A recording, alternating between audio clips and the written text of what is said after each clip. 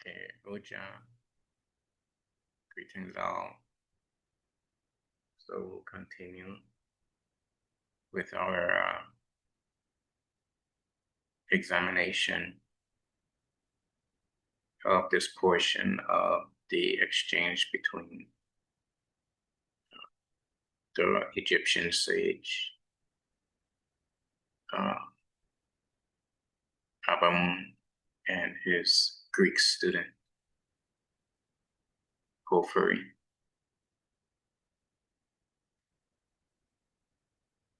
And so we'll continue. For beginning, and these are the words of Ab Amon. It is going to be interspersed with words from Porphyry.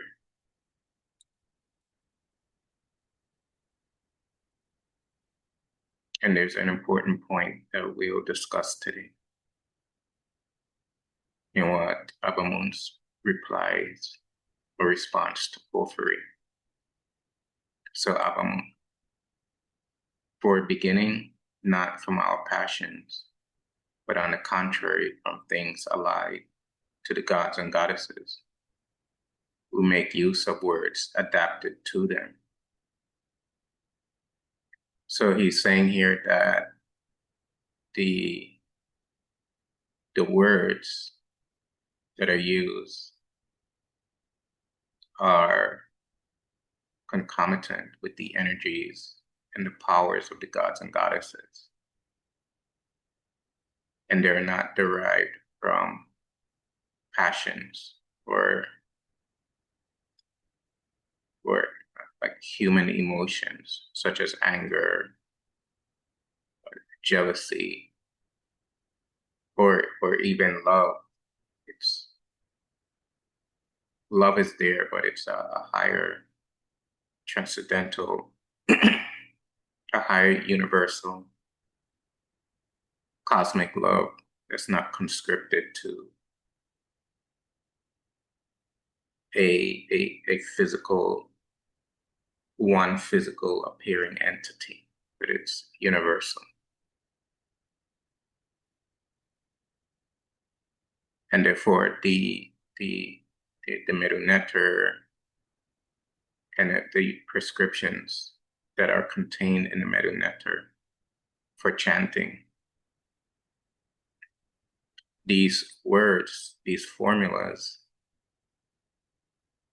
coincide with the forces of the universe, forces of the mind, meaning the nectar, the gods and goddesses.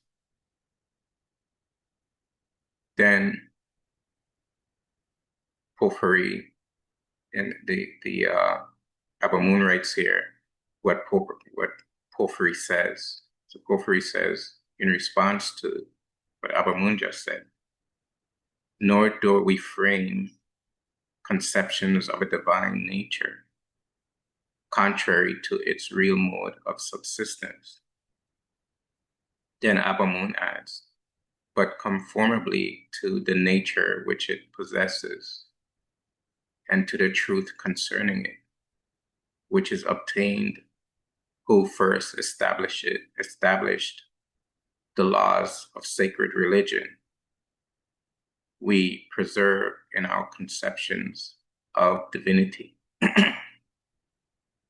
So Porphyry makes a good statement, but Ab Amon is extrapolating and offering to Porphyry deeper insight into what he said. And Ab Amon is going forward and is establishing that the formulas of the Hekal related to the gods and goddesses contains the truth of the nature of those gods and goddesses, those divine principles. So there's something within the formulas that are concomitant with the truth of those divinities that are being upheld, established in the text.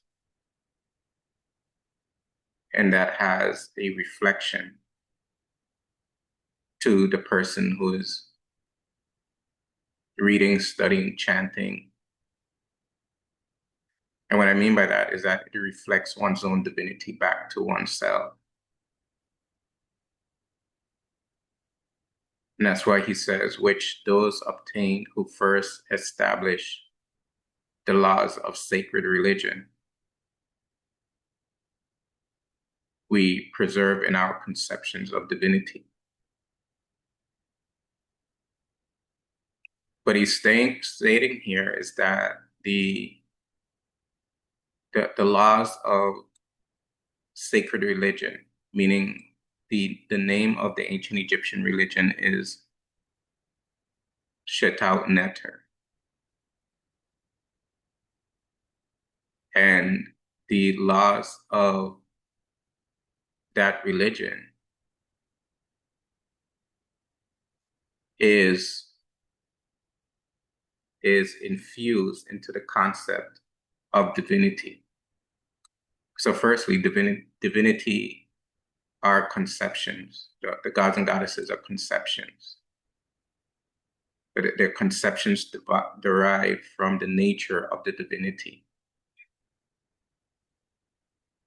And the sacred religion coincides with the concepts of divinity, which are derived from the nature of those gods and goddesses,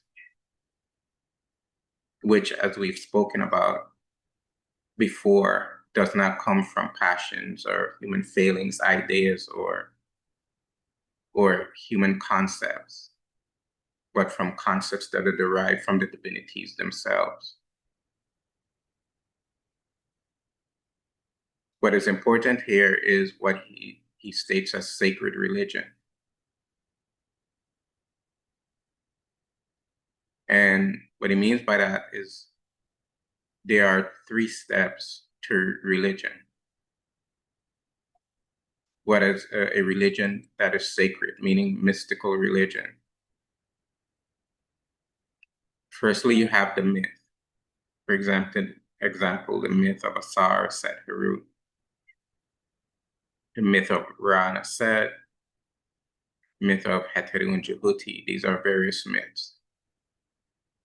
And the myths are tellings that are referring to the human spiritual journey through the trials and struggles of spiritual evolution and reclaiming the mystery of the soul. Then you need ritual. So you take the myth and you construct a ritual around the myth. So the ritual is an enactment of the myth. And what enacting the myth does is it allows the practitioners who are performing the ritual to gain deeper insight into the myth through their own experience of the myth. So through feeling, through association, because you dress like the gods and goddesses, you act like the gods and goddesses. You reflect on how the gods and goddesses would be reflecting. And so the ritual process has its outward presentation, but it also has its inward process with a person who is performing the ritual. Yeah, after ritual, then you go through the metaphysical process. The metaphysical process is the spiritual disciplines that have the effect of transforming the personality. So for metaphysics, you need meditation, you need right action, you need devotion, you need wisdom. And the experiences that are conjoined with those processes, that is the metaphysical aspect of the religious process. You go from metaphysics and you go to mysticism. In the myth, there's a victor. For example, in the Assyrian resurrection, Heru ultimately is the victor. In the myth of Rana-Set, Aset ultimately is the victor. In the myth of Jehuti and Heteru is ultimately the victor. So the mysticism is you actualizing what the victor has attained in the myth. So you fulfill the mystery of the myth through your own direct mystical experience. So whatever the victor in the myth discovered, you discover that within yourself. And that's the whole process of the sacred religion process. I'm going to stop share and reshare. So stop share.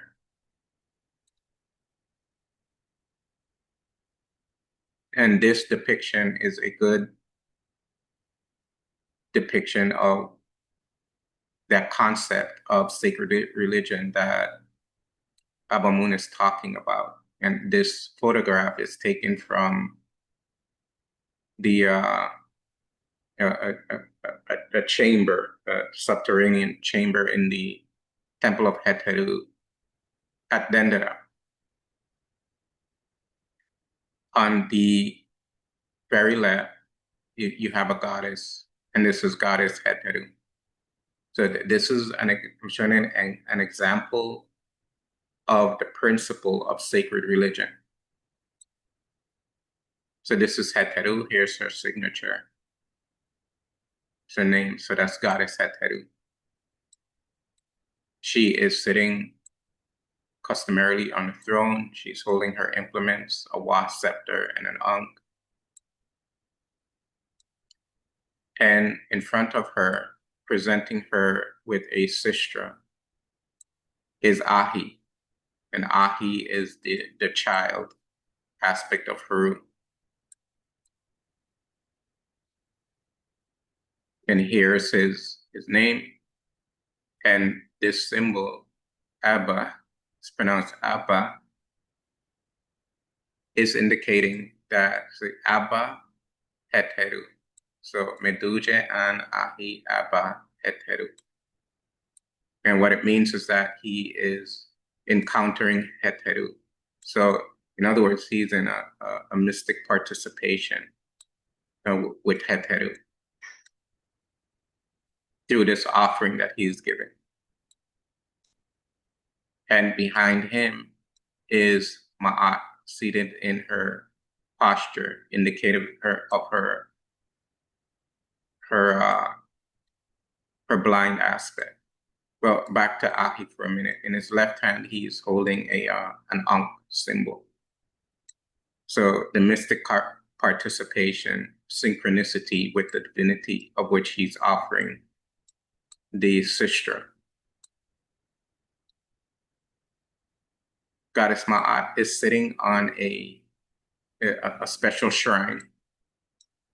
In her left hand, she holds her symbol, which is her feather, her ostrich feather, Ma'at. She wears her customary bandana with her feathers stuck in her bandana. And we know this is Ma'at because here is her name. So Meduja and Ma'at, Het Menat. So she is the goddess of truth within the house of the Manat. We don't have time to go into all of that right now and go through all the glyphs or anything. The important point in relation to what Abamun is stating is that the concept of sacred religion is that she is presiding over this process of this mystic participation between Ahi and Heteru.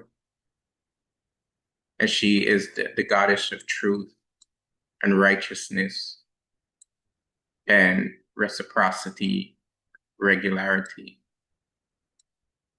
and the truth of the temporality of nature and the absolute of the divine. So if truth is presiding over this mystic participation, it means that whatever the outcome is of this encounter between Ahi and Heteru is is righteous, is truthful, and she signs off on it. She gives it her stamp of approval.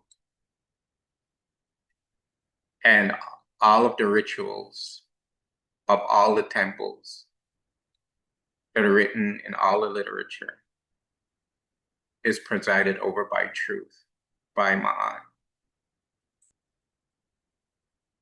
So there is no ritual that is without truth if we're following the sacred prescription and the sacred religion, the sacred process that has been prescribed by the sages.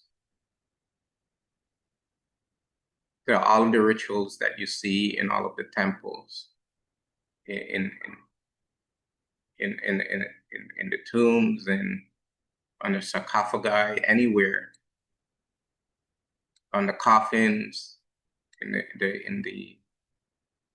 papyrus paper, all of that is presided over by truth, by Ma'at. She is there, presiding, ensuring that righteousness is brought forth through the ritual.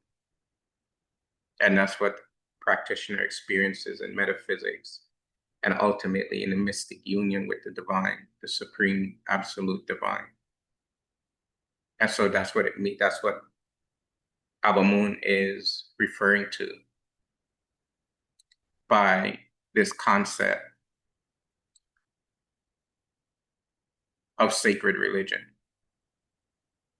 So all of the rituals to all of the gods and goddesses, not to one god or one goddess, but all of the gods and goddesses are presided over by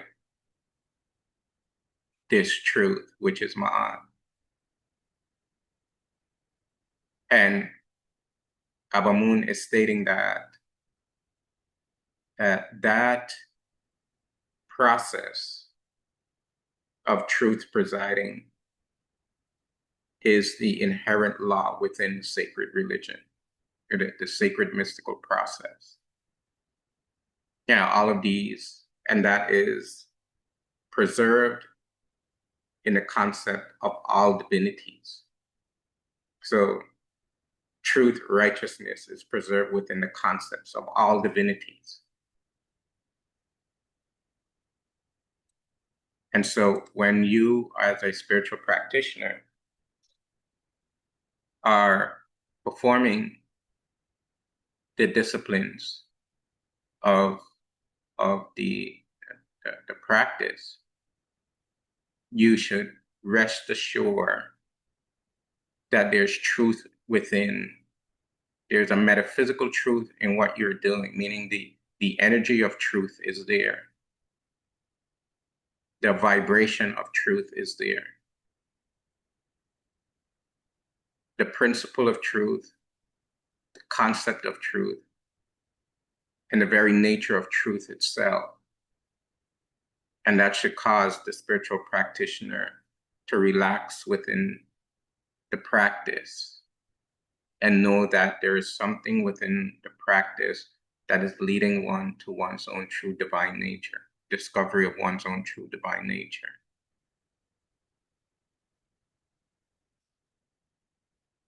So I'm going to stop share.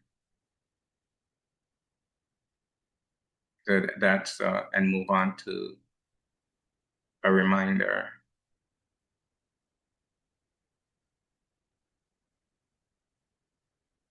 that in September 19th to the 22nd, there's going to be a special presentation on the temple and tomb of Ramses III of ancient Egypt. You can sign up here, www.comedicyogassociation.com/Sunud. And it's going to be on the solar equinox of 2025, which coincides with the time of the Opet festival in ancient times. There's going to be direct translation presentations from the temple and tomb,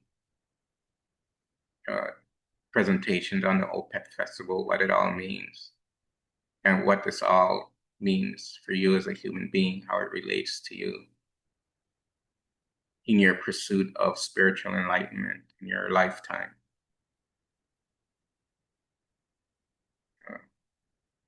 And so you can share the flyer and this news on your social media, spread the word. As we move closer, it's going to be a very profound and revelatory presentation. There's a lot to it. It is very affordable. It's $75. Could easily be a $300-400 presentation, but to cover everyone, we wanted to make it very affordable. So put it at $75, and you see when you click on the link. And so make sure to avail yourself of the mysteries that are going to come from this presentation.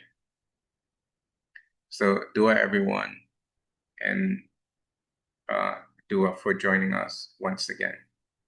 Until we meet again. Hitep. Dua Hitep.